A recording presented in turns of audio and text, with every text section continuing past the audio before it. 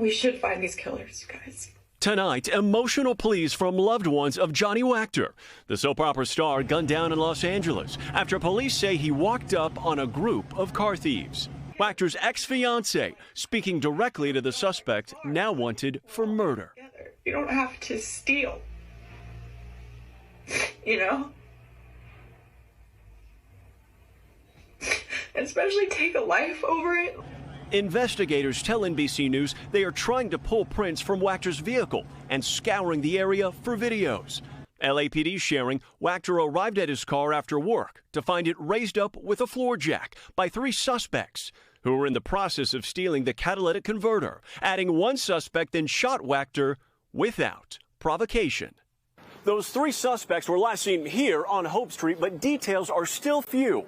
Police only saying the group wore dark clothing and was last seen heading north in a dark sedan. Wactor's mother said he was with a co-worker at the time of the attack. Thankful that that person is okay and that when he died, he wasn't alone. She says her son drove a Toyota Prius, one of the most targeted models nationwide for this kind of theft, due to the high levels of valuable metals inside the hybrid's converter. I think they are cowards. I think they are very sad excuse of humans, especially the one that pulled the trigger for no reason. A split-second decision, robbing a family of a beloved brother and son. Morgan Chesky, NBC News, Los Angeles. Thanks for watching. Stay updated about breaking news and top stories on the NBC News app or follow us on social media.